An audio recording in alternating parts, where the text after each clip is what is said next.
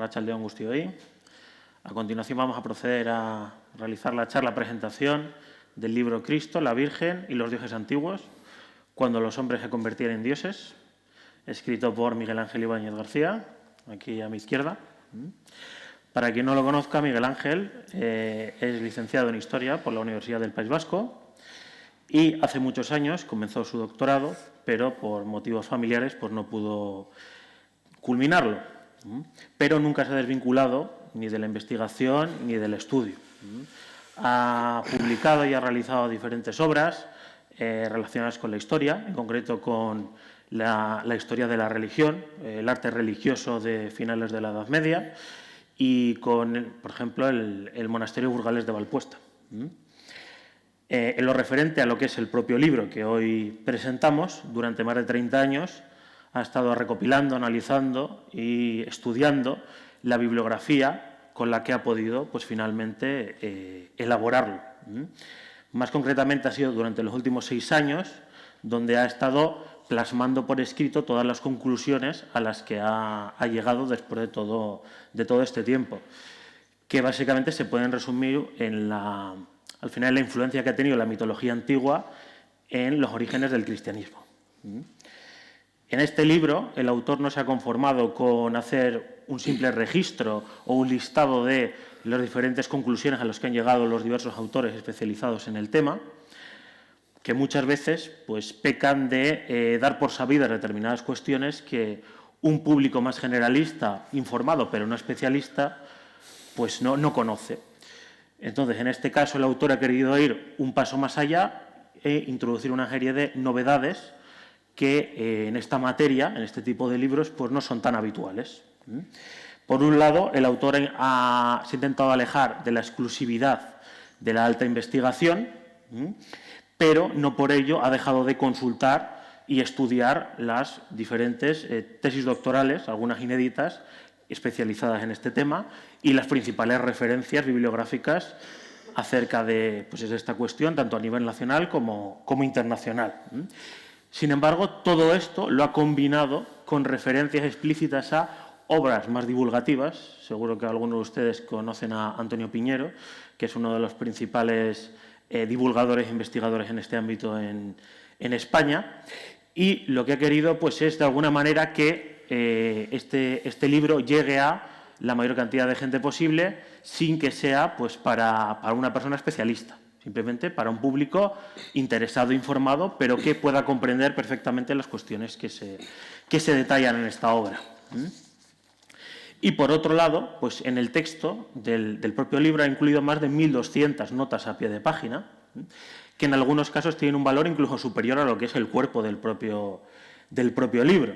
En ellas matiza, amplía, analiza y, sobre todo, corrobora y prueba cada una y todas de las afirmaciones que aparecen en el libro. Es decir, el lector no tiene que hacer ningún acto de fe, de creerse nada de lo que aparece ahí, sino que todo está referenciado correctamente y todo tiene su fuente histórica correspondiente, que se puede ir a la fuente originaria o a obras especializadas de diversos autores en la materia. Esto, evidentemente, pues no le ha hecho merecedor de la atención de la mayor parte de las editoriales españolas, pues que buscan sobre todo pues, la venta rápida y en ocasiones pues, las calidades de las obras pues, dejan un poco que desear, ¿no? Al final la inmediatez y la superficialidad que hoy en día pues, priman pues, son incompatibles con una obra pues, tan precisa y tan minuciosa como esta, ¿no? Aquí detrás podemos ver la proyección de la imagen de la portada del libro, que la cual está cargada de gran simbolismo y ha sido elegida minuciosamente por el autor. De hecho, como él mismo explicará brevemente, aunque a priori todos apostaríamos que la imagen que aparece ahí de un infante, un niño, sentado encima de otra figura adulta, podría ser perfectamente el niño Jesús, como muchas veces hemos visto representada en muchas obras, y sin embargo no lo es. Es un mosaico romano de origen griego, como comentará posteriormente. Entonces, antes de dar paso al autor, voy a aprovechar para lanzarle una pregunta, un par de preguntas que creo que son muy interesantes. En primer lugar, ¿por qué crees que tu libro debería ser leído por parte del público? Y por otra parte, ¿crees que una vez que lo hayan leído va a cambiar la percepción que tienen los lectores sobre la imagen de Jesús y la imagen de la Virgen María, como hoy en día pues todos las conocemos? Y nada más, no lo he dicho, pero por cierto, aparte de su representante, soy su hijo. Y nada más, damos paso a Miguel Ángel, ¿eh? Un aplauso, por favor.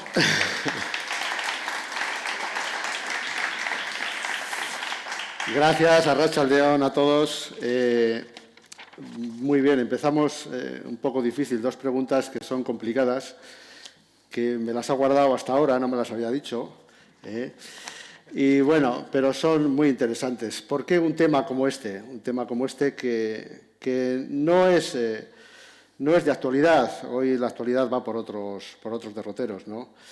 Lo que pasa es que este tema llega en un momento en que necesitamos un poco asentarnos en este mundo y tener las ideas claras en historia. En historia hay muchos bulos, hay muchas cosas hechas. Sobre Jesús, por ejemplo, si cualquiera va a una biblioteca de aquí de Bilbao, la Casa del Libro, si hay 20 libros sobre Jesús, 19 son confesionales y uno pues, es poco riguroso.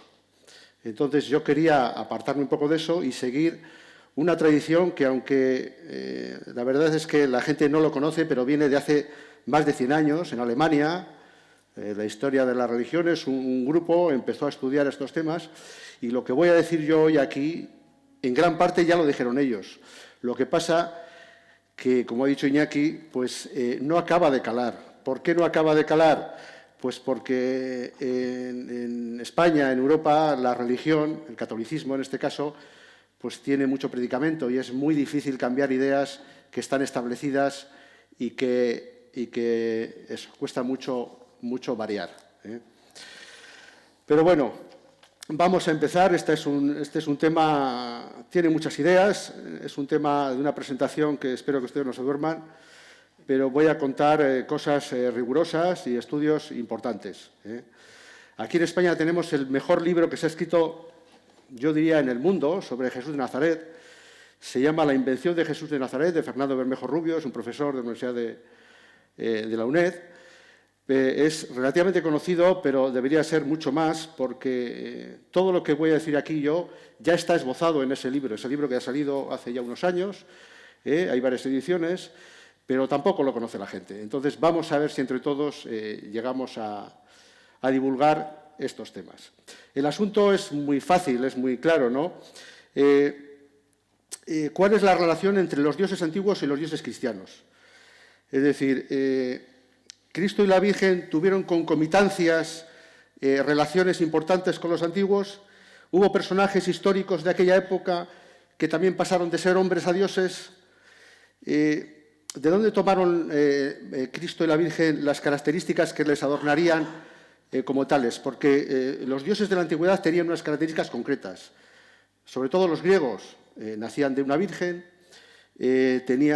hacían curaciones, hacían milagros extraordinarios, se elevaron a los cielos, bajaban a los infiernos, se les llamaba Señor, Rey, Dios, epítetos que no se le llamaron a Jesús de Nazaret, evidentemente. Él se hubiera revuelto en la tumba si alguien le hubiera llamado Dios. Pero enseguida, en el Nuevo Testamento, como veremos, el Nuevo Testamento que mucha gente no lo sabe, siquiera es algo básico, está escrito en griego, que va desde el 50 al 135 aproximadamente, pues en el 51 con Pablo no se atreve a llamarle Dios, pero Juan, que es de las últimas obras, ya le llama a Dios en el Nuevo Testamento. Entonces, hay una de las claves de este estudio que he hecho yo y otros autores, es que hay una evolución en el personaje, en la divinización de Jesús. Se le divinizó de una forma al principio, levemente, por decirlo de alguna forma, y luego totalmente. Bueno, el libro está dividido en dos partes, una parte de Cristo y otra de la Virgen. No nos da tiempo a abordarlo entero porque quiero profundizar en la figura de Cristo, entonces la Virgen lo dejaremos para otro momento. Hay que tener siempre en cuenta, en lo que voy a decir, que hay tres etapas cronológicas, una diacronía que va desde el primer tercio del siglo I, que es cuando vivió Jesús, pasamos por la época del Nuevo Testamento, la segunda mitad del siglo I, y luego lo que pensaron los intelectuales, tanto griegos, paganos como cristianos, sobre esa divinización de Jesús. ¿Fue normal? ¿Fue atípica? ¿Fue como otras? ¿Fue especial?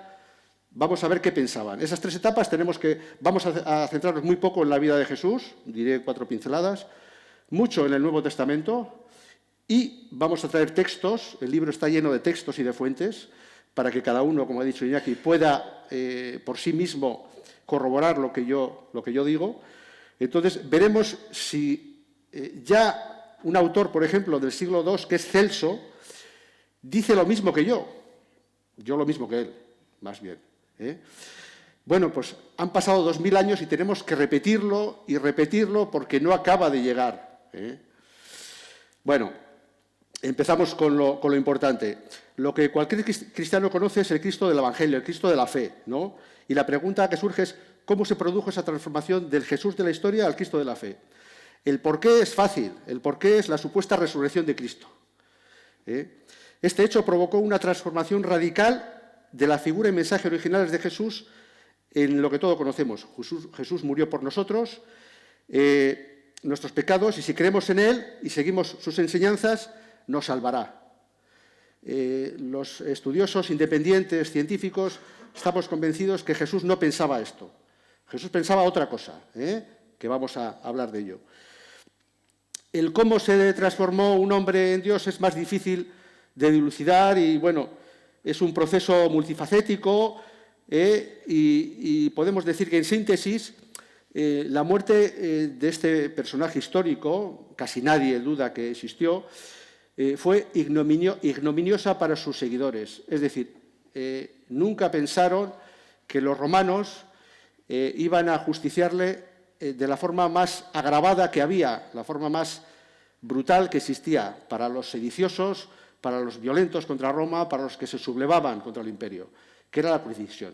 Entonces, esta muerte ignominiosa produjo un cambio mental absoluto en sus seguidores que entendieron, comprendieron, los historiadores hablan de disonancia cognitiva, que el que inicialmente habían creído mediador o iniciador como Mesías del reino de Dios en la tierra para los judíos, sin embargo, les había enseñado a unos pocos secretamente lo que de verdad iba a ocurrir. Esto está en el Nuevo Testamento también. Que debía sufrir martirio y resucitar al tercer día para la salvación de la humanidad. Pues era el Hijo de Dios. Todo está en la Biblia, todo está en el Nuevo Testamento. Hay que ver la evolución, hay que ver lo que se acerca a la vida de Jesús y lo que es teología propia de sus seguidores, que es difícil, hay que estudiar mucho, hay que leer a los grandes autores, a ser posibles no confesionales, porque los confesionales pues, están muy mediatizados por su medio. Este proceso de transformación de un hombre en Dios fue traumático y supuso la ruptura radical con el judaísmo de la época. El judaísmo nunca aceptó que un ser humano, un Mesías, pudiera ser un Dios. Bien, vamos a esta introducción, vamos a hablar de otros temas.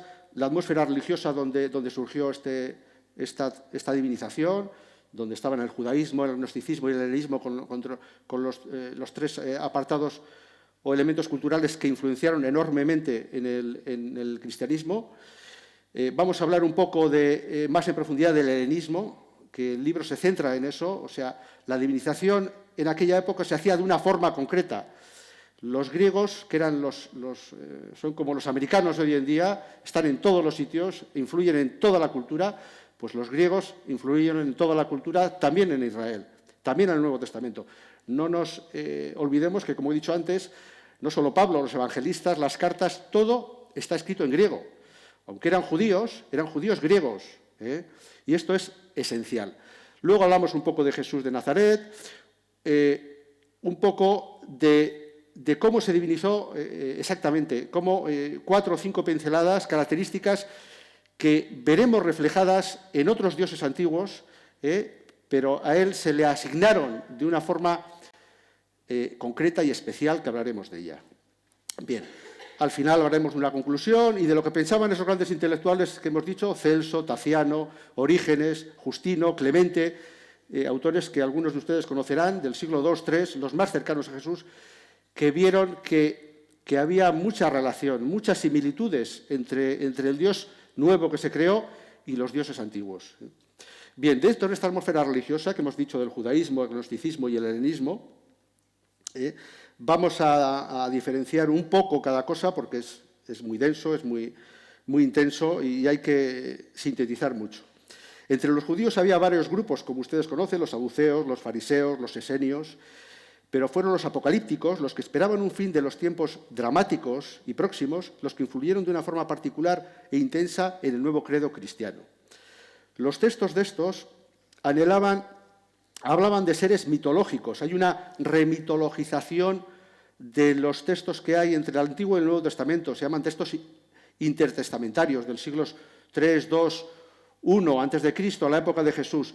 Muchos hablaban de ángeles, de leviatanes, de seres cósmicos, de sabiduría, de palabra, mediadores que Dios enviaba a los hombres para algo. Los judíos creían que eran estos intermediarios, que eran enviados especiales para salvar al pueblo judío como colectivo. ¿De qué? Pues de los romanos. Los romanos habían conquistado, hacía no mucho tiempo, Israel, que enseguida se llamará Palestina, y se sentían sometidos. Entonces, hay toda una literatura apocalíptica, mesiánica, que el Mesías es otro ser de estos intermediarios del judaísmo que influyó mucho en la imagen de Jesús, y los judíos estaban anhelantes de un mediador, estaban esperando a alguien que les salvara.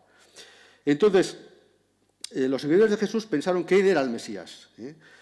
Este personaje es un personaje escatológico, un personaje que venía para salvar al mundo, para acabar con la opresión de los romanos, y pensaban que esta tierra de Israel pues, sería liberada y instaurarían un reino de Dios en la tierra. Este es el mensaje de Jesús, instaurar el reino de Dios en la tierra. Él era su mensajero, él era su Mesías, él era un agente, un instrumento de Dios, pero no era Dios. Hoy le consideramos Dios, los cristianos le consideran Dios. Esto por la parte del judaísmo. El gnosticismo fue otra rama cultural y filosófica muy importante, que era muy compleja, y yo aquí he puesto 3 características para que ustedes las vean, que casualidad coinciden también con el judaísmo. Dice el gnosticismo que la esencia del ser humano proviene del mundo divino y debe regresar a él, pero está cautiva en el mundo material. Esto suena a Platón, a los que le conozcan. El hombre debe deshacerse de su materialidad y regresar a este mundo divino a través del conocimiento. Ese conocimiento, gnosis significa conocimiento, se produce a través de la revelación de un Salvador y de un iluminador, o de una visión espiritual. Otros que esperaban un Salvador también.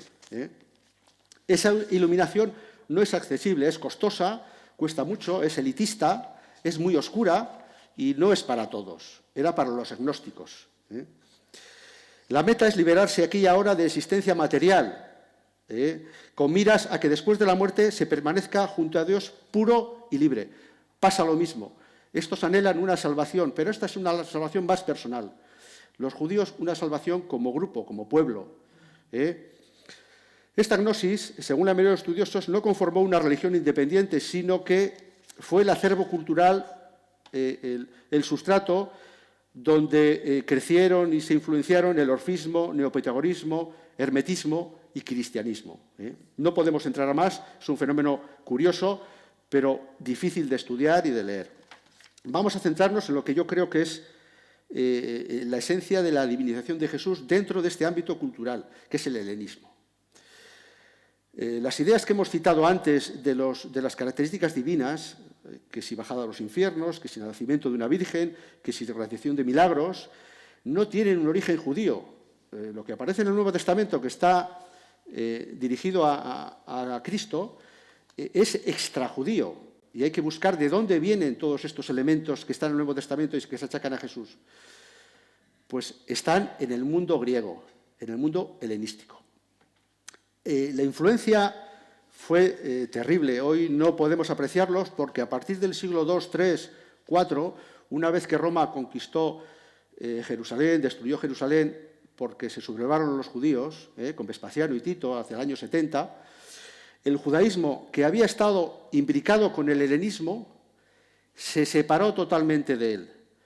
Renegó de aquella mistura que había del judaísmo y el helenismo, y las sinagogas, los rabinos, dejaron de hablar de nada que tuviera que ver con Filón de Alejandría, que era un judío muy helenístico, de Flavio Josefo, por supuesto, de autores que estaban tan imbuidos de lo griego que influyeron enormemente en aquel judaísmo de la época de Jesús, y en el cristianismo también. Entonces, si hoy cualquiera se acerca al judaísmo, ve que no tiene nada que ver con el mundo griego, pero no ocurría lo mismo en la época de Jesús. Podemos poner muchos ejemplos. Hay, en los Hechos de los Apóstoles, se habla de los 7 griegos portavoces de la comunidad helenística cristiana. Tenían nombres griegos los primeros seguidores de Jesús en el Nuevo Testamento. Lucas y Hebreos, que se dice que es de Lucas, aunque parece que no, tiene una educación griega extraordinaria, uno de los evangelistas.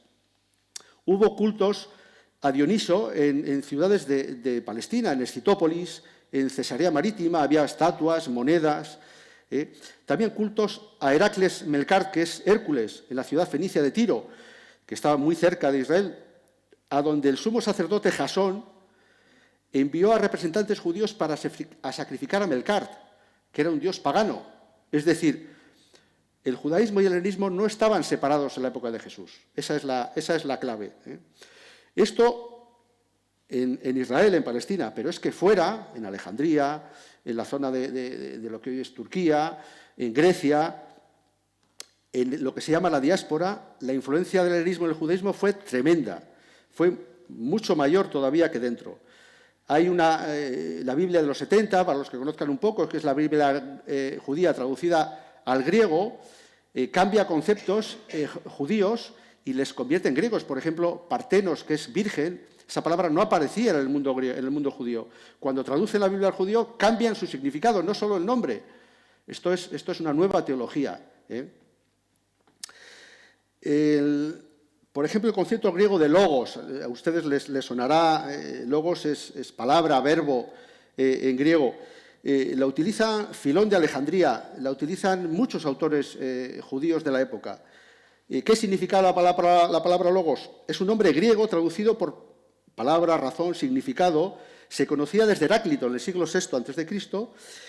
y Filón de Alejandría en el siglo I, un judío de pura cepa, lo utiliza y dice que traduce la palabra dabar, que es la palabra creativa de Dios, que es paralela a Sofía, que es una palabra griega, que es mediadora entre el hombre y Dios. Aquí, como siempre, no buscaban más que mediadores, más que salvadores, diferentes grupos religiosos, unos sin salirse del judaísmo, otros de una forma muy especulativa, como los gnósticos, y otros de una forma griega. Y esa forma griega, que veremos que estaba muy extendida, es la que influyó muchísimo en Jesús y su divinización. Los que conozcan un poco la Biblia verán que Juan 1, el Evangelio de Juan, dice: al principio existía la palabra, que en griego es logos, y la palabra estaba junto a Dios y la palabra era Dios. Habla de Cristo y utiliza logos, que es una palabra eminentemente griega. Y la palabra se hizo carne y acampó entre nosotros. Así dicen hoy en las homilías los sacerdotes. Los judíos, como digo, vivieron durante siglos en un ambiente helenístico que les hizo aproximar, pero sin llegar a asimilar. Se llegaron casi a tocar, pero enseguida se volvieron a separar, como he dicho antes. Esa proximidad creó la divinización de Jesús. Ese helenismo creó la divinización de un personaje judío. Jesús era judío, nació, murió y vivió como estricto judío. Él, según los estudiosos independientes, no formó ninguna religión nueva. La religión lo formaron sus seguidores inmediatos. Pablo, evangelistas y demás, luego padres de la Iglesia, etc. Había muchas conexiones, no vamos a hablar de ellas. Había temerosos de Dios, por ejemplo, había personajes griegos o sirios o egipcios que se acercaban a templos, sinagogas, al templo de Jerusalén, a sinagogas de otros sitios, y lo que hacían era admirarse de la pureza de la religión griega, de la religión judía.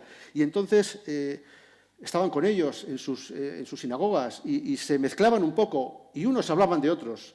Unos hablaban de los dioses, otros hablaban de Yahvé, y es esa mixtura la que creó a Jesús de Nazaret, a Cristo. Bien.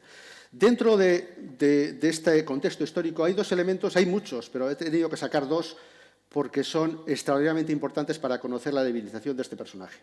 Uno es la inmortalidad del alma y la supervivencia en el más allá, y otro es la evolución de la religión y la helenización de dioses, no solo de Cristo, sino de otros dioses sirios, de Adonis, que no era griego, de Osiris, que tampoco era griego.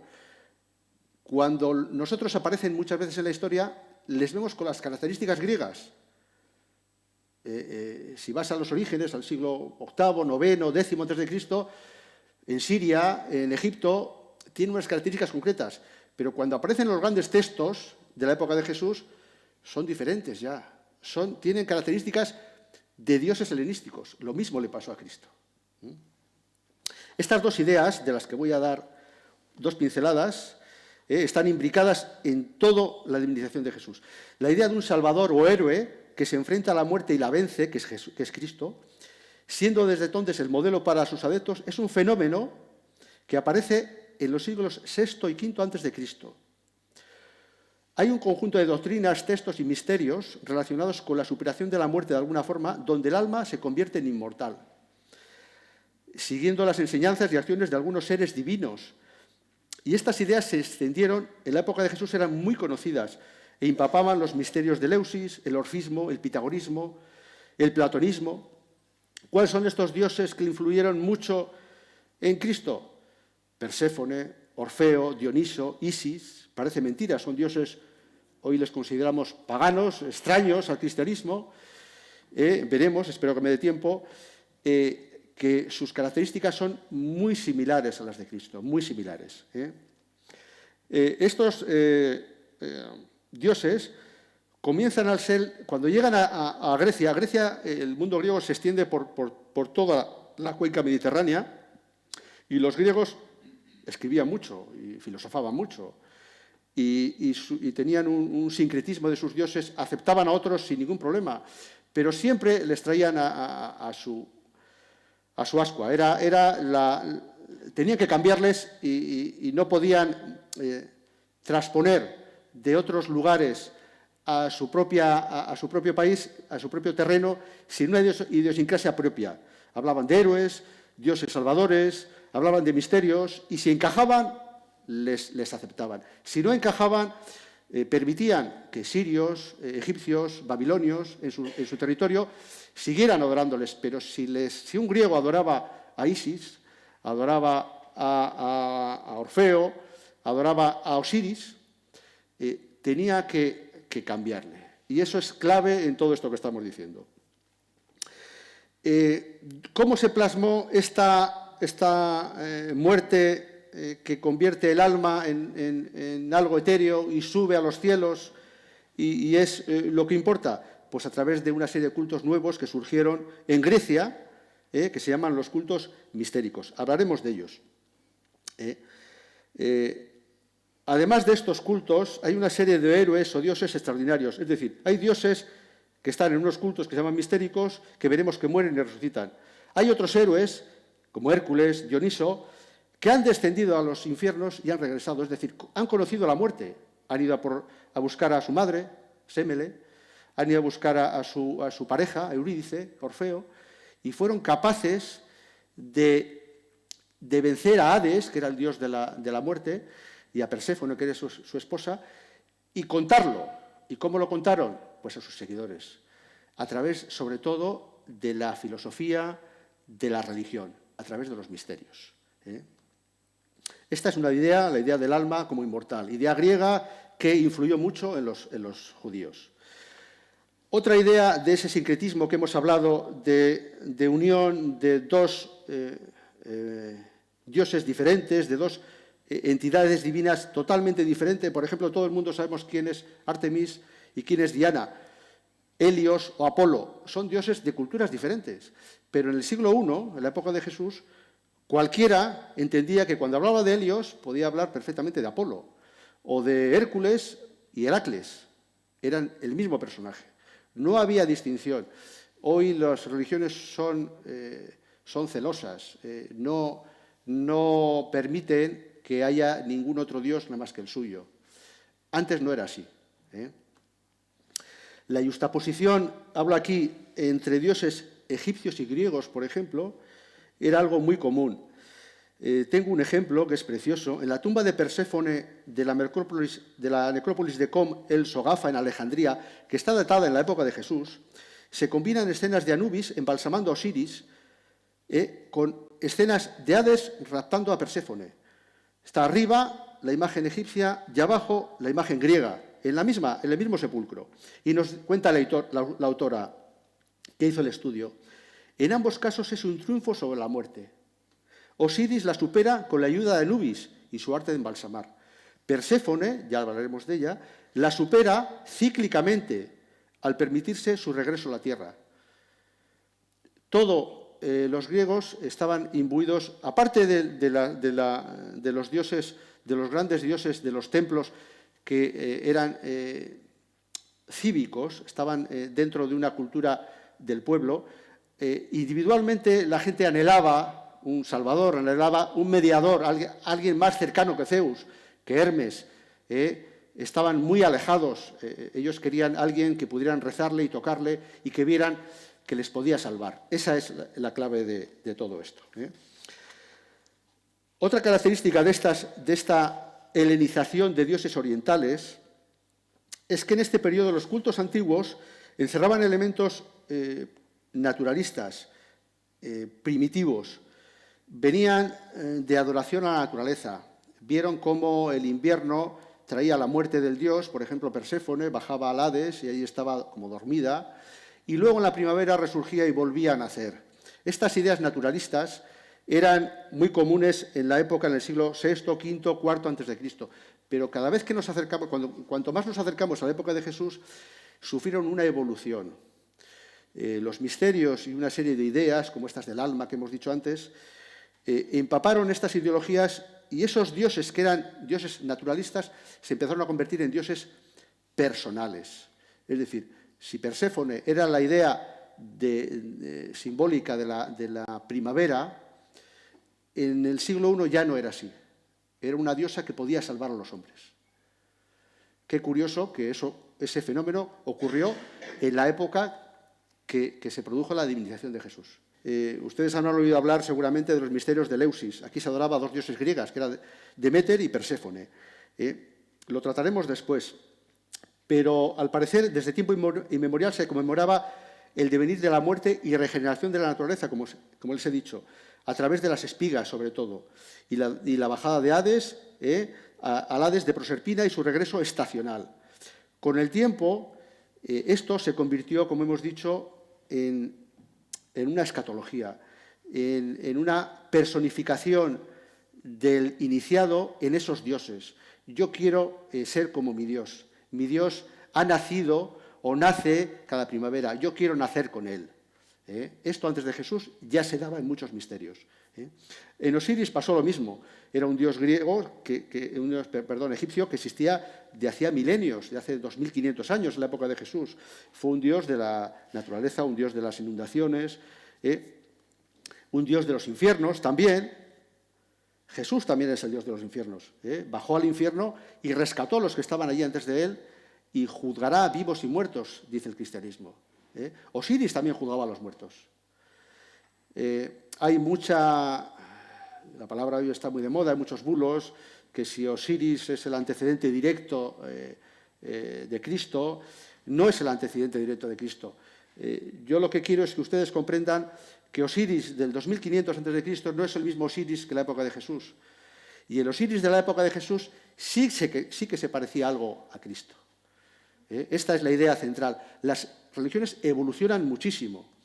No se puede decir, cuando se coge una enciclopedia y se habla de un dios, el dios Dioniso, por ejemplo, se congela su imagen en el siglo I y se dice pues, que es el dios del teatro, del éxtasis, del vino.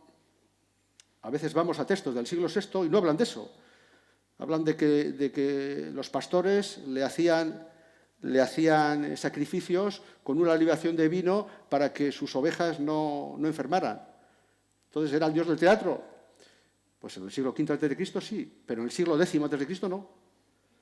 Entonces, lo mismo le pasó a Jesús. Jesús fue un judío, un profeta, un rabino, un rabí. En su época, en el siglo I o II, ¿era lo mismo? Ya no. Esta es la idea central. A Osiris le pasó lo mismo.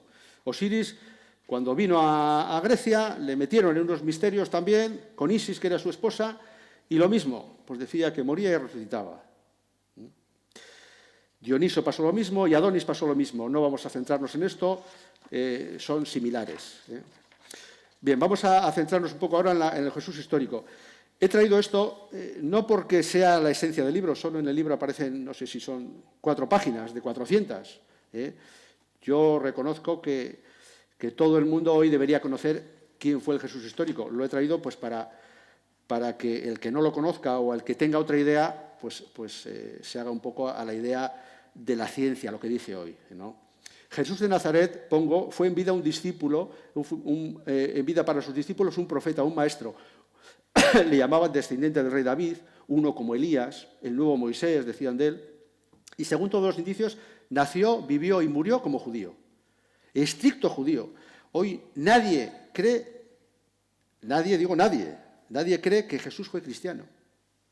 Parece una aberración, pero es que lo creen los judíos, los protestantes, los católicos, los independientes, todo el mundo. Solo hay que leerlo. Fue dirigente de un grupo de carácter escatológico apocalíptico. Pensaban que esta vida se iba a acabar pronto,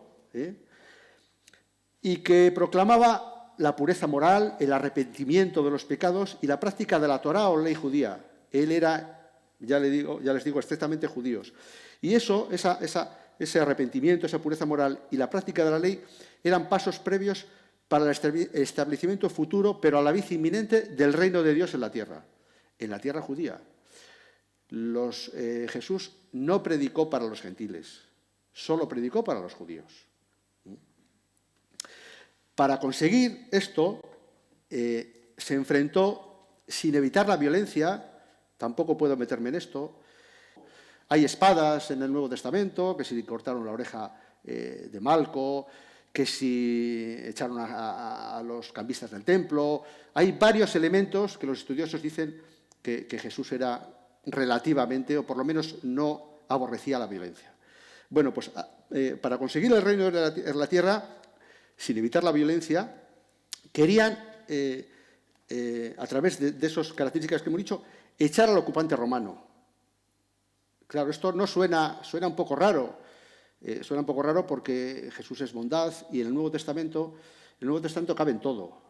Y hay que entresacar cosas y se ve claramente. Pilatos era el procurador romano, solo ante él iban los sediciosos. No iba un ladrón que había robado una gallina o unas vacas, unas ovejas, no. Iban los importantes. Y solo crucificaban, se llamaba mors agravata, era la muerte agravada, la muerte peor que existe, a los que ponían en peligro el Imperio Romano, la posesión de esas tierras por parte de Roma. Eso hizo Jesús. Se habla que Jesús, por ejemplo, pensaba que se salvaría. Y dices, bueno, entonces aquí este salvar es, pues como nosotros, nos va a salvar si creemos en Él. Esta salvación de Jesús parece que no era así.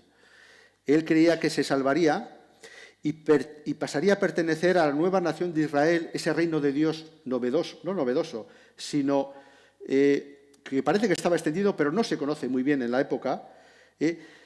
Era un reino a la vez terrenal y espiritual, donde el Mesías tendría su función. Pero él no se creyó más que predicador, anunciador, intermediario, instrumento de Dios, nada más. Pero como hemos dicho antes, que es muy interesante, una vez muerto Jesús, sus inmediatos seguidores empezaron a divinizarlo. ¿Cómo? Pues les llevó mucho tiempo, desde el 50 al 135 y un poco después también. Claro, los primeros seguidores judio-cristianos no le dijeron que era Dios. Eso era para ellos una aberración. Pero veían que las profecías de las Sagradas Escrituras, en su Antiguo Testamento, en su Torá, anunciaban la muerte y resurrección del Mesías. Entonces decían, este Mesías ha nacido entre nosotros. Es el Señor, es el juez, es el que vendrá después para, si ha muerto ahora, salvarnos definitivamente. Esto creía. Este mensaje divinizaba a Jesús, pero de una forma judía, de una forma que le separaba de Dios. Se llama vinitarismo. Los estudiosos ahora dicen que había una serie de intermediarios entre los hombres y Dios, y entre ellos estaba el Mesías. Eso lo aceptaban la mayoría de los judíos. Lo que no aceptaban era que fuera igual a Dios. Pero Pablo, en el Nuevo Testamento y los evangelistas, Pablo, que escribió en griego también y que era profundamente griego, transformó esa divinización y ya empezó a hablar de otra cosa.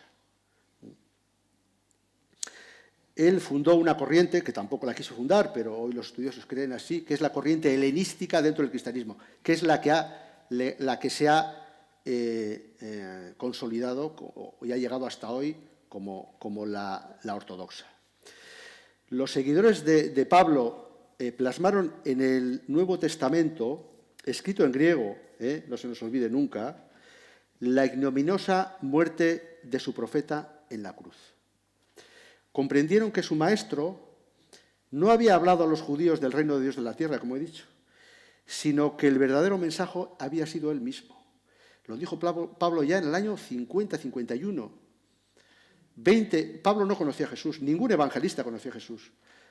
Fueron griegos, casi seguro, de la diáspora, griegos de fuera de Israel, los que escribieron el Nuevo Testamento. Entonces, ellos estaban empapados de helenismo y pensaron que ese mensaje ellos no lo habían entendido bien. No había venido a salvar a los judíos de los romanos, sino que el verdadero mensaje había sido él. Había sido su vida, su muerte y su resurrección. Si crees en él y sigues sus enseñanzas, te salvarás. Esto no creyeron los judíos ortodoxos nunca y lo siguen sin creer. Como hemos dicho antes, no voy a citarlo más, en el Nuevo Testamento hay una divinización de Jesús total al final, pero no al principio. Bien, vamos a centrarnos en lo más importante, que es el helenismo. Los elementos principales, esto les sonará un poco más extraño a muchos. Hasta aquí parece, pues es bastante normal lo que yo he comentado, aparecen muchos libros, pero ahora voy a hablar de 7 características que ustedes pues seguramente no conocen, y es una pena porque están muy estudiadas. Son características helenísticas que los cristianos asimilaron para su Dios. Son el sepulcro vacío o la desaparición del cuerpo. Esta idea, en el mundo griego, conllevaba el ascenso a los cielos o la inmortalización de seres singulares. Había otra característica griega, la muerte vicaria o muerte voluntaria. Por ejemplo, Leónidas en los 300. Allí en las películas esas famosas que hay, él dio por su vida por otros. Los griegos ya hablaban de dar su vida por otros. Los judíos muy poco. Otra característica, había dioses, héroes y hombres inmortales entre los griegos. Entre los judíos no. No había héroes, ni dioses, ni personajes históricos inmortales. Había dioses que mueren y resucitan.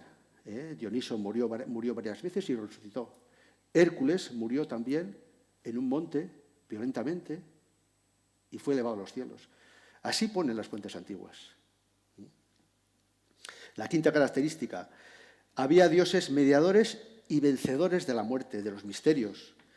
Su vida y enseñanzas servían para sobreponerse a la muerte. Cristo hizo lo mismo. Había otros hombres divinos que hacían milagros extraordinarios. Andaban sobre las aguas, convertían el vino en agua, las bodas de Canaán, al que sepa. Esto ocurría en el mundo griego, pero no en el mundo judío. Nacían de una virgen, dioses, no ocurría en el mundo judío. También había modelos en el helenismo de gobernantes antiguos, emperadores romanos, reyes helenísticos, como los Ptolomeos, que fueron divinizados mientras vivieron y después de muertos. Se convirtieron en dioses. Había templos, había sacerdotes, había estatuas, había sacrificios, y les habían visto andar por la calle. A Dios, a Yahvé, nadie le había visto andar por la calle. A Jesús sí. Por eso le convirtieron en Cristo, según el modelo griego. Vamos a hablar un poco de estas 7 características, y voy a citar textos. El libro está lleno de textos. Aquí no puedo citarles porque son textos, a veces son largos, son un poco difíciles. He entresacado los más fáciles para que no se haga muy pesado, que ya será bastante. El sepulcro vacío, esta característica helenística que los cristianos asimilaron. El hallazgo del sepulcro vacío o la ausencia de una tumba implicaba en la antigüedad un fenómeno luminoso, sagrado. El prodigio del hombre que ha desaparecido y ha sido trasladado al cielo y después aparece físicamente o como una especie de fantasma era muy conocido. Y pongo 2 ejemplos. Rómulo, todo el mundo sabrá quién es, y Hércules. Rómulo, nos dice Plutarco, desapareció en las nonas de julio, sin dejar ningún dato seguro que permita hablar ni en el que se esté de acuerdo para informarse sobre su muerte, salvo la fecha. Rómulo, transfigurado de repente, ni se vio parte de su cuerpo ni resto de su ropa. En los evangelios pone lo mismo. Las mujeres fueron al sepulcro y no hallaron el cuerpo de Jesús. ¿Qué dice de Hércules? Diodoro de Sicilia. Prendió el fuego. Inmediatamente los rayos también cayeron del cielo por todas partes y la pira se consumió completamente. A continuación, los compañeros de Iolao fueron a recoger los huesos, pero al no encontrar ni uno solo, pensaron que Heracles, de acuerdo con los oráculos, había dejado el mundo de los hombres para estar en compañía de los dioses. Las semejanzas de estos testimonios con los evangelios son evidentes. Otra característica griega que influye en el cristianismo y en la adivinación de Jesús, el modelo que hemos dicho, dioses, héroes y hombres inmortales. Aquí hay un popurrí, he intentado hacer un resumen muy escueto. En el mundo griego, los hijos mortales de los dioses no representaban ninguna novedad. Estaba Heracles, Asclepio, Minos, Perseo, Belerofonte, Teseo, Eneas, Aquiles, Alejandro Magno, Eutimio, bueno, un montón de gente. Dentro de estos había hombres o héroes mortales, hijos de dioses, que fueron elevados a los cielos, pero no se convirtieron en inmortales. Pero otros sí, es decir, a Hércules le consideraban unos un héroe, otros un hombre, otros un dios. A Cristo le consideraron igual. Le consideraron un hombre, le consideraron una especie de héroe y le consideraron un dios también. Hubo personajes menos importantes que estos, considerados históricos, que desaparecieron y se pensó que fueron a habitar también con los dioses. Esto hay que ponerlo con el hallazgo del sepulcro vacío que he dicho antes. Y los griegos conocían a muchos: Ganímedes, Almena, Cleomedes, el rey de Lidia Creso, Aristea de Proconeso, Apolonio de Tiana. Solamente vamos a fijarnos en 2 que son quizás de los más importantes, y esto es muy interesante. Carlos García Gual nos dice que en la época clásica, Carlos García Gual es un eminente filólogo, la carrera de Heracles finaliza sobre una pira encima de un monte. Acuérdense del monte del Calvario. Como si para entrar en el Olimpo el héroe tuviera que conocer la muerte. Sabemos que no es el único. También murieron de muerte violenta, como Heracles, no vamos a decir que cómo murió, se autoincendió, etc. Dioniso, Orfeo o Asclepio, grandes dioses, murieron de muerte violenta. ¿Y un dios puede morir? Pues para los griegos sí. El caso de Asclepio era quizás hasta más extraordinario que el de Hércules. Asclepio era un hombre, un héroe y un dios también. Era hijo de Apolo y de una mortal. Cristo es hijo de Yahvé y de una mortal, que fue María. Pues Asclepio lo mismo. También Hércules. Hércules era hija de Zeus y de Almena, que era una princesa. Una princesa normal, una princesa mortal. Asclepio, hijo de Apolo y de Corónide, una mortal, fue educado en las artes de la medicina por el centauro Quirón. Realizaba curaciones en santuarios repartidos por todo Roma y el Egeo. Le conocía todo el mundo. Llegó a tener un dominio de la curación tan excelso que fue capaz de resucitar a los muertos. Ante el temor a que se trastocara el orden natural del mundo, Zeus lo mató con un rayo. Desde entonces, dicen las fuentes antiguas, se convirtió en un dios. Hay un texto magistral de otro gran filólogo, Luis Gil, que compara a Asclepio y Cristo y no tiene desperdicio. Le voy a leer textualmente. Dice: los padres de la Iglesia captaron la peligrosa competencia que la figura de Asclepio hacía a Cristo y con ella, más que con cualquier otro de los dioses paganos, se ensañaron despiadadamente. En efecto, las semejanzas entre Cristo y Asclepio eran chocantes, tanto en sus circunstancias personales como en sus hechos. Asclepio era hijo de un dios, curó enfermos, incluso por imposición de manos, y devolvió la vida a un muerto. Acuérdense de Lázaro. Condenado a morir, ascendió a los cielos y se muestra a sus fieles en forma corpórea en sus templos cuando van a curarse. Sus curaciones milagrosas ofrecen grandes coincidencias con las del Nuevo Testamento. Y cierro las comillas de este eminente autor. Otra característica helenística que asimilaron los cristianos, podríamos hablar muchas, he tenido que resumir mucho porque si no se haría demasiado largo. Dioses que mueren y resucitan. Aquí hay una polémica, que no voy a entrar en ella, sobre la obra de Golden Bough, que es La rama dorada, de George Fraser, que es muy antigua, de 1890, y habla de esto. Lo que pasa es que este autor pues, no fue todo lo preciso que debió ser, y le han achacado pues, cosas infundadas y ha hecho mucho daño a esta teoría que, ya digo, viene desde el siglo XIX, y no vamos a centrarnos en estos autores antiguos, pero para que sepan que hay autores de 1890, 1910, 20, que ya hablan de estos temas. A veces un poco desperdigadamente. Hoy ya hay mayor bibliografía, se analizan mejor las cuentas, están muy accesibles hoy en Internet y todo el mundo puede comprobarlas. Entonces, se ha desechado lo que en estas obras antiguas pues, estaba un poco de más y espurio. Vamos a hablar de dos dioses que mueren y resucitan en la antigüedad y que pudieron influir en la divinización de Jesús. Osiris, ya hemos dicho que era el rey del inframundo. Ante él había que comparecer tras la muerte y juzgaba las acciones y pensamientos en vida. En caso de haber sido puro y bueno, el hombre entraría en los campos de juncos o paraíso.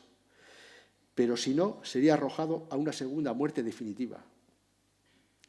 Todo lo que digo, el que sea cristiano y conozca un poco el cristianismo, suena a cristianismo por todos los ámbitos, por todos los lados. Según el mito Osiris, un mito que nos lo transmiten los griegos, luego ya están mediatizados por el mundo helenístico. Según este mito, murió violentamente, fue revivido por Isis, su esposa, y se convirtió en el dios del inframundo, donde gobierna a los muertos. En la época griega hubo una ceremonia egipcia muy antigua donde se veneraba a este dios que había sido troceado, Isis le había encontrado, le había unido y se alababa, se celebraba que la inundación volvía otra vez y que había renacido la naturaleza de alguna forma, que es la idea que les he dicho antes. Bueno, pues los griegos, cuando los griegos se asentaron en Alejandría en el siglo VI, V a.C. y escucharon esto, dijeron, pues si se parece mucho a Dioniso nuestro, que murió despedazado por los titanes, hablaremos un poco de ello después, y fue reconstruido de alguna forma y elevado a los cielos. ¿Con quién podemos comparar? ¿Con quién podemos sincretizar a Osiris? Pues con Dioniso. Para los griegos Osiris era como Dioniso, y lo ponen en todas sus fuentes antiguas.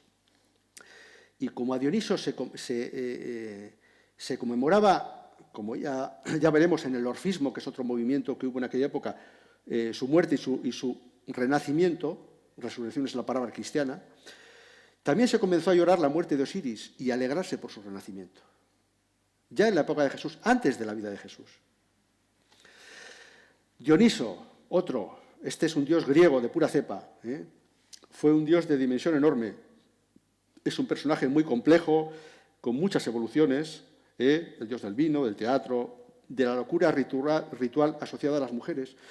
Se me ocurre ahora, por ejemplo, que en el Nuevo Testamento las mujeres tienen una importancia que no tenían en el judaísmo, ni en los esenios, ni en los fariseos, ni en los saduceos, ni en los apocalípticos, ni en ninguno.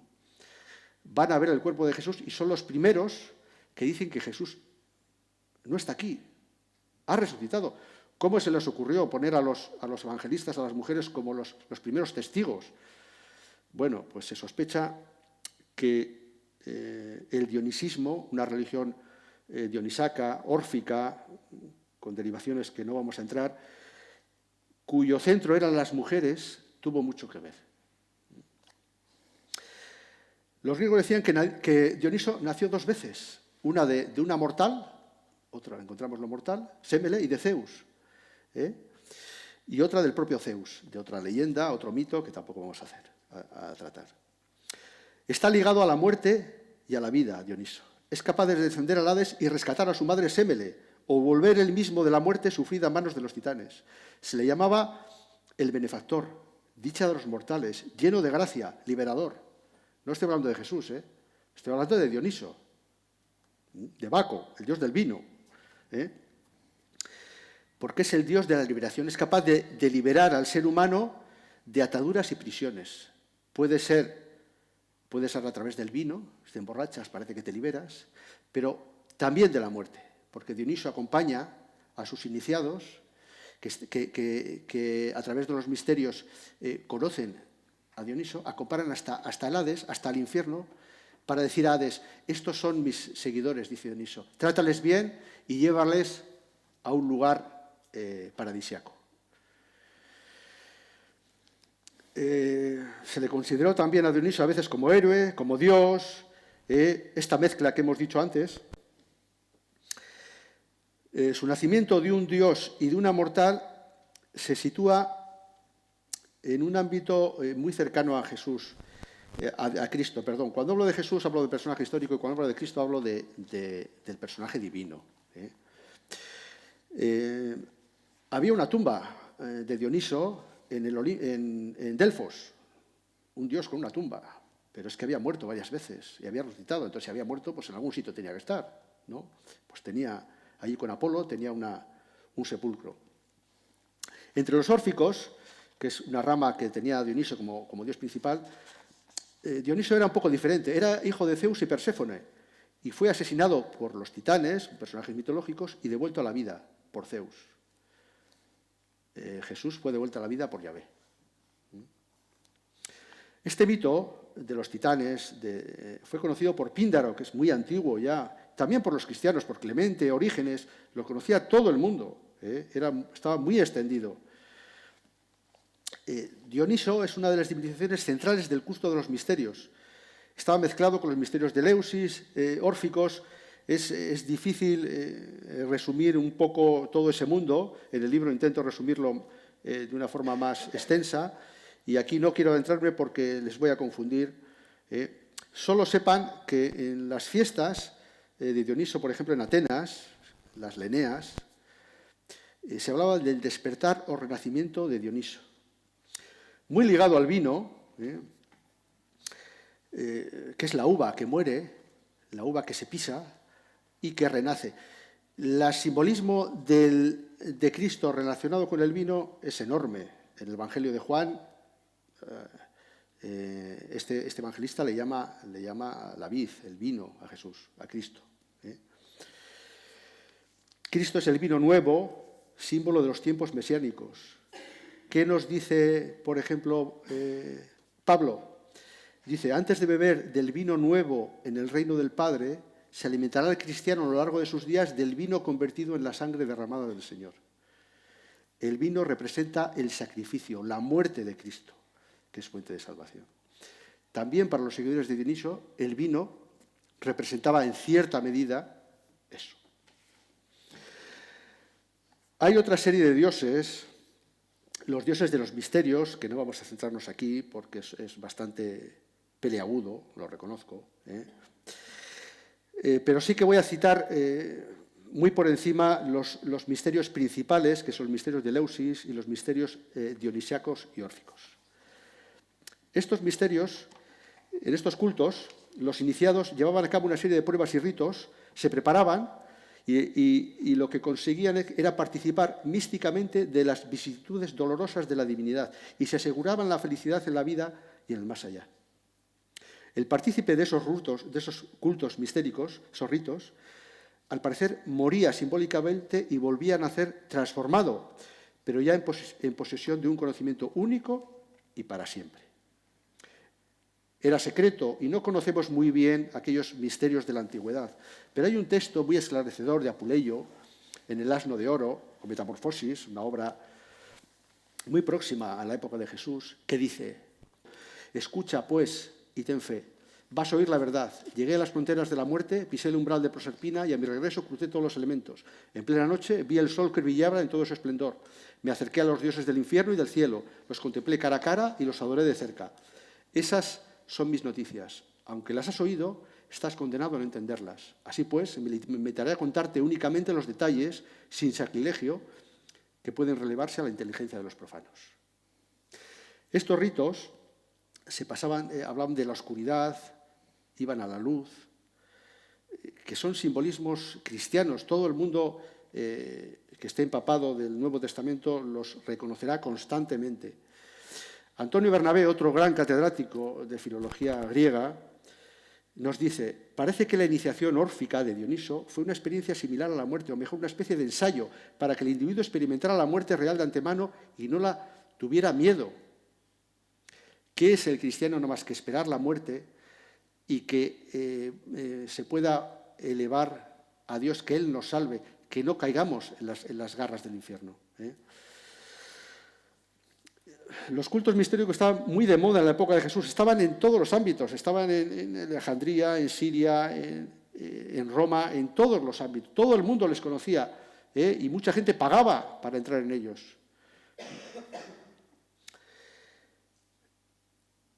En Eleusis se hacía lo mismo. Parece que se enseñaban imágenes, representaciones en el inframundo, que eran cuevas o zonas donde bajabas y veías que la diosa te iluminaba con sus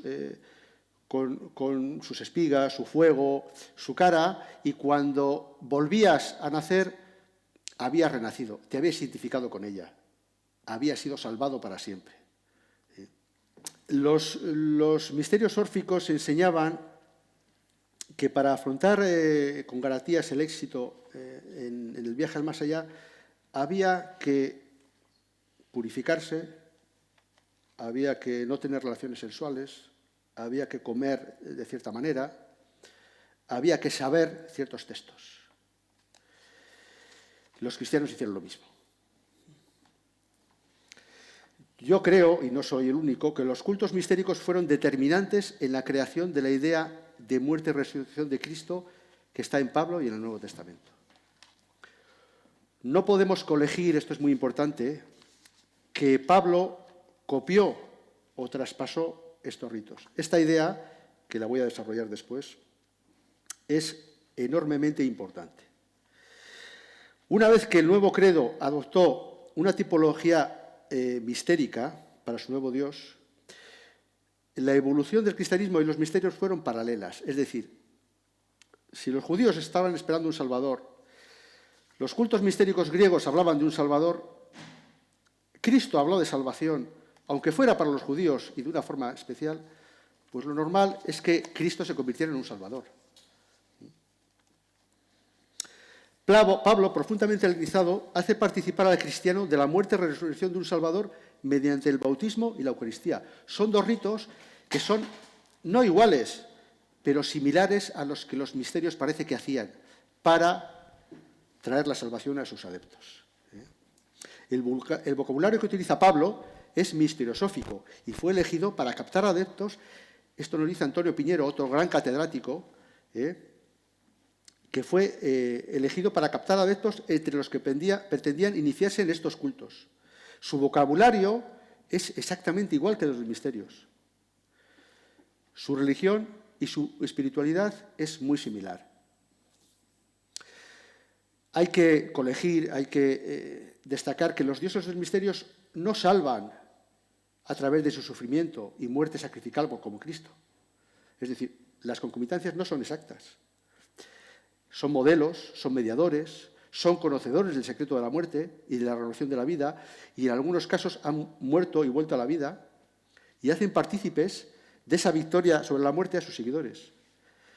Pero estos dioses no mueren por los demás como Cristo, aunque sean sus iniciados. Las concomitancias, entonces, como veremos, no son completas. En el caso de Cristo nos encontramos con una síntesis, en parte novedosa, con los elementos de la cultura helenística, pero enmarcados en un fondo judío del que apenas hemos hablado. No hay sincretismo, hay una visión análoga a la de las religiones mistéricas contemporáneas. ¿Hubo otros dioses, otros hombres que pasaron por la tierra y fueron divinizados? Sí. Alejandro Magno se convirtió en un dios. ¿Qué dice Pseudo-Calístenes a su muerte? Nos dice, mientras decía estas y otras muchas cosas, Alejandro se extendió por el aire de la tiniebla y apareció una gran estrella descendiente del cielo hasta la mar, acompañada por un águila, y la estatua de Babilonia, que llaman de Zeus, se movió. La estrella ascendió de nuevo al cielo y la acompañó el águila, y al ocultarse la estrella en el cielo, en ese momento durmióse Alejandro en su sueño eterno. Los emperadores romanos lo mismo. César, ¿qué nos dice Suetonio, una obra muy famosa en la antigüedad sobre César? Julio César. Murió a los 55 años y fue incluido entre los dioses por voluntad expresa de los senadores, que contaron además con el convencimiento del pueblo. En efecto, durante los juegos que su heredero Augusto daba por primera vez en su honor después de haber sido divinizado, un cometa apareció hacia la hora 11ª. Brilló durante 7 días seguidos y se creyó que era el alma de César acogida en el cielo. Por este motivo se le representa con una estrella encima de su cabeza. Si nos fijamos en Cristo ya, estos son los antecedentes, si nos fijamos en Cristo y sus atributos, nos sorprenderemos todavía más, y no nos hemos sorprendido bastante. El nacimiento virginal de Jesús, por ejemplo, es muy característico de este helenismo que empapó todo el cristianismo. Lucas dice, el ángel le dijo, no temas, María, porque has hallado gracia delante de Dios. Vas a concebir en el seno y vas a dar a luz un hijo, a quien pondrás por nombre Jesús. Y María respondió, ¿cómo será esto? Pues no conozco varón. Y el ángel le respondió, el Espíritu Santo vendrá sobre ti y el poder del Altísimo te cubrirá con su sombra. El poder de Yahvé te cubrirá con su sombra. Y Mateo añade, todo esto sucedió para que se cumpliese el oráculo del Señor, la Virgen concebirá y dará a luz un hijo y le pondrá por nombre Emmanuel. Mateo utiliza aquí el término griego, partenos, que las Sagradas Escrituras hebreas traducidas al griego también utilizaban. Este término en el mundo helenístico se refirió a una mujer joven que ha llegado a la edad de procrear, es decir, núbil y fértil, que podía procrear, tenía 12, 13, 14 años y podía ser fértil. Así hablaban los judíos, pero ellos decían alma. A esa virgen la llamaban alma. Una virgen potencial, por decirlo así. Pero los griegos partenos lo utilizaban para otro contexto también. Una mujer que no había conocido varón, incluso que no había tenido relaciones sexuales con un varón, pero que de forma milagrosa o divina había concebido. Aquí entra Jesús. Los griegos ya sabían, ya creían que había mujeres, muchas mujeres, vamos a poner luego unos ejemplos, que Zeus, el dios principal, había dejado preñadas y habían traído héroes al mundo, semidioses. Este vocablo, además de partenos, que tenía otra connotación, se aplicaba también a otras divinidades vírgenes perpetuas, como Atenea. Este concepto de los griegos se aproximaba a lo que hoy conocemos más que el concepto judío. En el mundo antiguo griego, los dioses tenían hijos con las mortales utilizando, ¿se acuerdan de la sombra? Utilizando el espíritu, el viento, la sombra, el aliento, que es neuma, divino. Cuando se habla de partenos, en el mundo griego, el progenitor suele ser un dios. Bueno, pues así hablaban de la Virgen en el Mateos y Lucas, partenos. El Padre Divino es un factor necesario para explicar el glorioso pedigrí de hijos heroicos, Télefo, Asclepio, Partenopeo, ejemplos. Los casos más famosos que todos conocían eran de madres vírgenes que habían sido fecundadas por el dios y habían dado origen a héroes. Era la numerosa descendencia de Zeus, todas hijas de los hombres. Danae, madre de Perseo, Leda, Almena, Europa, Sémele, muchas tuvieron hijos de Zeus, todas vírgenes, así dicen algunas fuentes. Y no solamente Perseo entra dentro de esta categoría de héroe con padre divino y madre mortal. Había otros, Dioniso, Hércules, Dioscuros, Asclepio, Minos, Radamantis. Otros, pero no solo ellos, personajes históricos que habían andado por el mundo, Pitágoras, Platón, Alejandro Magno, Augusto, se rodearon después de muerto de leyendas de formas similares a la de Cristo. Habían sido hijos de Dios. Eran tan importantes que no podían ser hijos de un humano. Por ejemplo, Platón, una vez fallecido, comenzó a correrse la leyenda de que su madre, Perictione, se unió con el dios Apolo cuando él nació. Se llegó a decir, por ejemplo, que Amón, dios griego, dios egipcio, perdón, había engendrado a Alejandro Magno.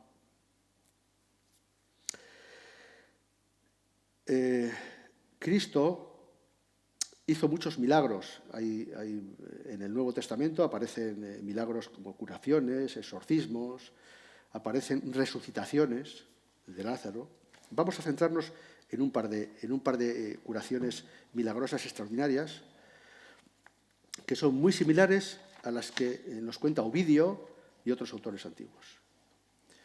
Las resucitaciones, volver a la vida a las personas ya fallecidas, pero que tornarán a morir, es decir, no resucitan para siempre, insertan a Cristo entre los seres sobrenaturales. Por ejemplo, Ovidio nos dice, Hipólito, textualmente, Hipólito, su cuerpo fue arrastrado y desgarrado, y había entregado el alma con gran rabia de Diana. Ni hay razón para dolerse, dijo el corónida Asclepio, pues devolveré sin herida a la vida el afectuoso joven y el cruel destino cederá ante mi arte. Al instante tocó el pecho 3 veces pronunció palabras saludables, y Hipólito levantó la cabeza. Había otros prodigios, como caminar sobre las aguas, calmar las tormentas, y hay un milagro, el que nos vamos a detener un poco, que este milagro es especial, es el milagro de las bodas de Caná. Fue invitado a unas bodas Jesús y convirtió el agua en vino, cuando todos parecían que no iban a beber más que agua. Bueno, solamente aparece en Juan, en uno de el evangelista más tardío y simbólico, y nos habla de esa conversión de una forma que a los autores les ha hecho pensar en Dioniso. La historia fue tomada, al parecer, de la leyenda pagana de Dioniso, que transformaba el agua en vino en una serie de leyendas antiguas que todo el mundo conocía. Había fenómenos extraordinarios y en el libro aparecen muchos. He destacado solo uno. Pausanias, un autor del siglo II, nos dice, entre el ágora y el peneo está el teatro y un santuario de Dioniso. Entre los dioses que más veneran los eleos está Dioniso y dicen que el dios acude a su fiesta de las tías. El lugar donde se celebran las fiestas, que llaman tías, dista unos 8 estadios de la ciudad. Los sacerdotes introducen 3 calderas dentro de una casa y las depositan vacías en presencia de los ciudadanos y de cualquier extranjero que se encuentre en ella. Los propios sacerdotes y todos los demás que quieren sellan la puerta de la casa. Al día siguiente se puede observar los sellos y cuando entran a la casa encuentran las calderas llenas de vino. Y vamos a pasar a una cuestión que está en el credo de los apóstoles, la mayoría de la gente cristiana incluso no conoce, y que es el descenso de Cristo a los infiernos. El descenso de Cristo a los infiernos es un tema recurrente en toda la mitología del Próximo Oriente, desde la época de Gilgamés. Hércules, Dioniso, Orfeo, siempre los mismos, descienden al Hades y logran sacar de allí a personajes. En la literatura griega, la finalidad de quien viaja a los infiernos puede ser adquirir conocimiento, rescatar a alguien, conocer su geografía, y el descenso puede implicar a héroes, seres humanos y también dioses. Hércules, Pirito, Teseo, Ulises, Orfeo, Alcestis, Pitágoras, Cástor y Polus, Deméter, Afrodita, Perséfone, Dioniso. Aquí me falta Eneas, muchos. En el Nuevo Testamento aparece el descenso de Cristo a los infiernos. No se atrevieron del todo porque parecía muy griego, parecía muy pagano. Entonces aparece sugerido en Hechos, en la primera carta de Pedro, en Efesios, en Romanos. Pero luego enseguida, la bajada de Cristo a los infiernos, ese recurso mitológico que se le atribuyó para compararlo con otros dioses, enseguida fue de dominio general. Pero lo mismo que antes, no quiero pasar esta ocasión para hacer una comparación que sea digna de un estudio científico. Cristo va después de muerto. Todos los demás que he contado van en vida. Hércules va en vida, Dioniso va en vida, Perséfone va en vida. Es decir, hay diferencias. Jesús va después de muerto, no en vida. Y va para indicarnos que es más poderoso que los modelos. ¿Por qué? Porque Él vence a la misma muerte y no le lleva a nadie. Él va por su propio pie. Es más, vence a Hades. Los demás iban a implorar a Hades para sus iniciados, pero Él va y le vence a Satán, a Hades. No tiene que pedir permiso a nadie, es más poderoso que el infierno. Pero la catábasis, que así se llamaba la bajada de estos héroes al infierno, influye mucho en la bajada del infierno de Cristo al infierno. Hércules, en algún momento, algún autor antiguo, nos dice, yo ya he vencido en los 12 trabajos, ahora solo me falta vencer a la muerte y voy a bajar al Hades. Eso dice Hércules. Pues también pasó Dioniso a Cristo. Un evangelio apócrifo de Nicodemo, de los siglos II al IV, ya aparece completamente la descripción de bajada de Cristo al Hades en busca de personajes sagrados del Antiguo Testamento.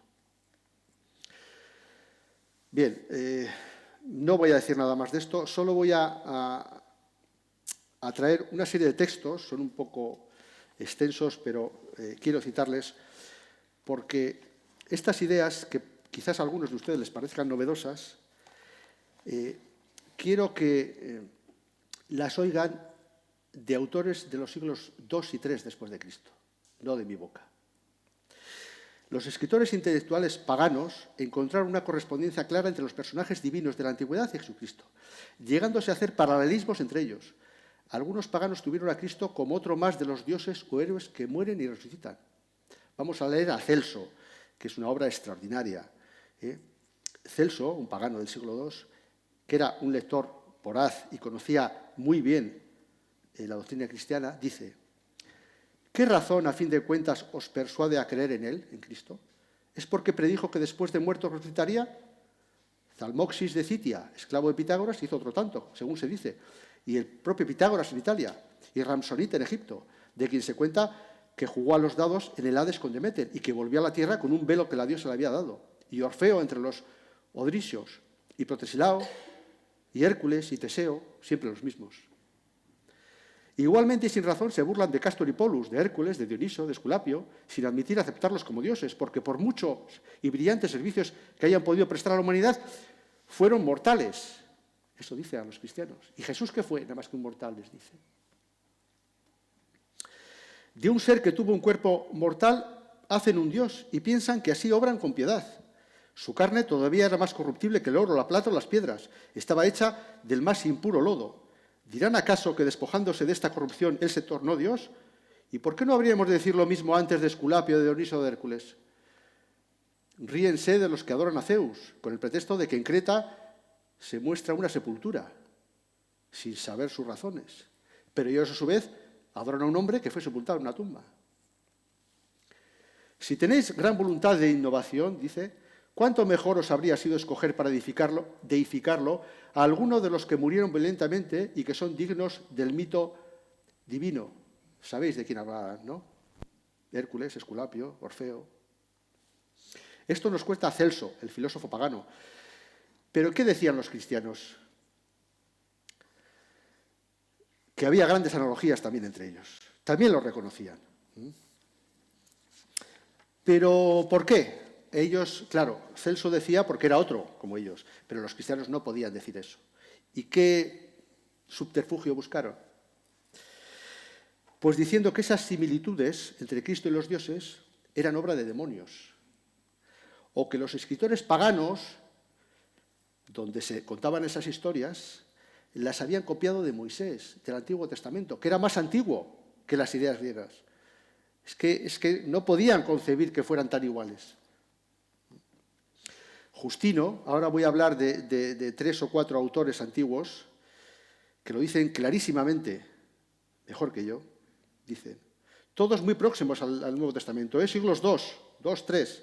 Justino, el mártir, dice, cuando nosotros decimos también que el Verbo nació sin comercio carnal, es decir, Jesucristo, y que éste fue crucificado y murió, y después de resucitado subió al cielo, nada nuevo presentamos, se atiende a lo que vosotros llamáis hijos de Zeus.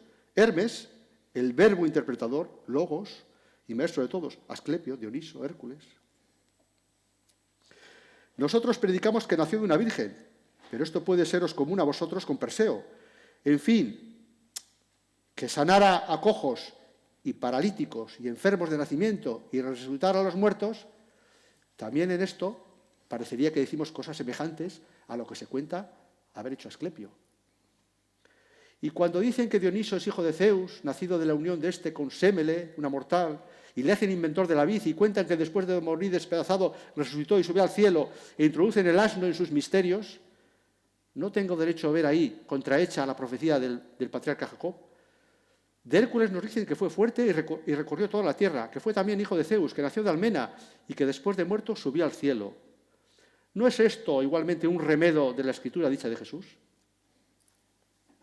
Tertuliano nos dice, pero además hasta el vulgo sabe que Cristo fue un hombre, tal y como pensaban los judíos, por lo que fácilmente se nos puede tener por adoradores de un hombre. Así pues, este rayo de Dios, como antes siempre se anunciaba, descendiendo hacia una virgen y encarnándose en su seno, nace hombre y al mismo tiempo Dios. Y dice, aceptar por el momento esta fábula, se parece a las vuestras, hasta que demos a conocer de qué modo se prueba la existencia de Cristo y quiénes de entre nosotros han hecho correr fábulas semejantes a esta para destruir la verdad de esta. Taciano habla lo mismo, de Asclepio, de Hércules, y dice, por lo tanto, mirad a vuestros propios monumentos y aceptarnos por lo menos por inventar fábulas semejantes a las vuestras. Y eso que nosotros no somos insensatos, mas vuestra religión es pura charlatanería. Si decís que los dioses tienen origen, afirmáis también que son mortales. Orígenes dijo lo mismo. No voy a hablar de Orígenes también, solo voy a dar unas conclusiones que creo que son interesantes porque he condensado lo que está en el libro, que por supuesto lo que digo aquí no más que 4 pinceladas, ahí son 200 páginas. Aquí son 15, y puede estar un poco deslavazado, pero si me permiten leer la conclusión, que son 2 páginas y poco, verán lo que he querido decir con este estudio. Justino Mártir y Clemente de Alejandría, 2 teólogos cristianos del siglo II, 2-3, consideraron que los héroes y semidioses eran portadores de un mensaje verdadero, aunque obra de demonios, pues en sus vidas y obras aparecen aspectos relacionados con el verdadero héroe que es Jesucristo, o sus enseñanzas están en línea con la nueva doctrina cristiana. Muchos pensaban que los pueblos paganos habían llegado a conocer las doctrinas auténticas, aunque toscamente y de forma incompleta, a través de los mitos de sus dioses. Es decir, Cristo hacía milagros, Cristo subió al cielo, Cristo ayudó, Cristo fue benefactor. De eso ya se hablaba, pero aquello que hablaron los antiguos era como una preparación. Dios ya les inculcó algo, un poco, una luz a aquellos antiguos, pero hasta que no llegó Dios no se manifestó completamente. Esto es lo que dicen los cristianos. Este devenir religioso, en el que se inserta Cristo como sumum, fue contemplado, por ejemplo, al comparar sobre todo las vidas de Cristo y Dioniso. Ese personaje que aparece ahí es Dioniso. Como ha dicho Iñaki, cualquiera que no se fije mucho, esa obra es del siglo IV. Y algo que no he dicho también es importante, el cristianismo nació en un contexto helenístico y asimiló muchas ideas, pero luego el cristianismo, que también tiene ideas propias, también influyó en el helenismo.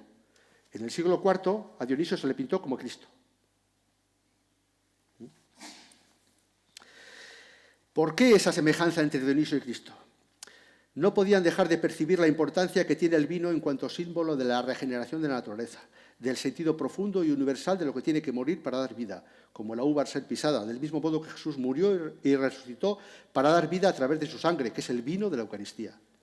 Para los cristianos, el Dios antiguo, fíjense lo que voy a decir aquí, para los cristianos, el Dios antiguo adelantó o prefiguró lo que le anunciaba el nuevo, aunque nosotros sabemos que lo que hizo fue modificar la idiosincrasia de este. Es decir, los autores de los siglos II y III, cuando ya estudiaban el Nuevo Testamento, que ya estaba circulando, que no se había cerrado, y hablaban de esas características divinas de Dios, que las conocían por otros personajes, decían, no, los del Nuevo Testamento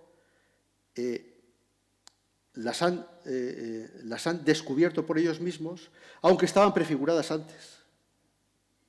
Dios les ha revelado. Y es al revés. Lo que digo yo, y decimos muchos autores, es que los autores del Nuevo Testamento, con las imágenes e ideas helenísticas, crearon a ese nuevo Dios. Las semejanzas que percibieron fueron construidas por ellos mismos, es lo que digo yo, al envolver al nuevo Dios con la vieja mitología. Empapados de una profunda sabiduría natural, crearon, mediante una fórmula en parte novedosa y a la vez eterna, el Dios que muere y resucita. Y pongo, no hablamos de genealogías, dependencias directas o imitaciones, sino de analogías, confluencias, concurrencias y comensalidades. Los escritores cristianos se enfrentaron a las semejanzas entre los dioses y el Cristo dibujado por los evangelios de una forma que podríamos decir, y esto es muy curiosa, esquizofrénica un poco, si se me permite. A veces reconocían similitudes, pero al momento las rechazaban, les quitaban importancia, diciendo que eran obra de demonios. Otras veces, por ejemplo, apuntaban a que la filosofía antigua era aprovechable. Dice, pero de forma imperfecta y siempre subordinada a las Escrituras. También ridiculizaban todo lo que rodeaba a los dioses y su culto, como cuando señalaban que eran hombres muertos que luego habían sido divinizados, se llamaba emerismo, sin reconocer que Jesús era lo mismo, era un hombre muerto que había sido divinizado. En resumen, durante los primeros siglos después de la muerte de Jesús, cristianos y paganos aún estaban abiertos a la comparación entre Cristo y los demás dioses y héroes. Cualquiera veía que todos ellos compartían una importante serie de cualidades. Nacimiento de una virgen, muerte y vuelta a la vida, ascensión a los cielos, descenso a los infiernos, capacidad curativa de hacer milagros. Sin embargo, esto se va a ver trastocado a partir del siglo IV, cuando tras los edictos de Teodosio, a finales del siglo IV, el emperador, el cristianismo se convirtió en la única religión lícita del imperio. El paganismo fue prohibido. Cristo comenzó a ser tratado como un Dios exclusivo y celoso, único, sin ningún paralelo con otros seres divinos, y así se renegó de cualquier semejanza o analogía que antes pudiera ser percibida. Este proceso ocultó durante muchos siglos lo que había sucedido en los inicios de la nueva religión, y que es la clave del libro, que los cristianos de cultura helenística, empapados de ideas religiosas contemporáneas, habían creado un Dios con claras concomitancias con los dioses antiguos.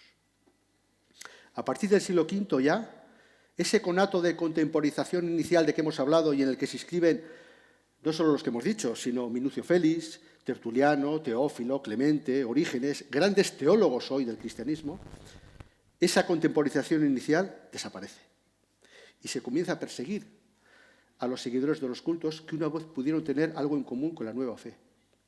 Surgió un mundo ya exclusivamente cristiano que había asimilado y hecho propios conceptos que ahora ya no consideraban en absoluto paganos. En el Cristo que aparece ante nuestros ojos, la combinación de elementos antiguos y novedosos produjo un resultado muy exitoso. El paso de un Jesús judío, mesiánico y muy probablemente violento, a un Dios espiritual, bueno y salvífico, próximo al de las religiones mistéricas, explica su pronta aceptación en toda la cuenca mediterránea. Muchas gracias.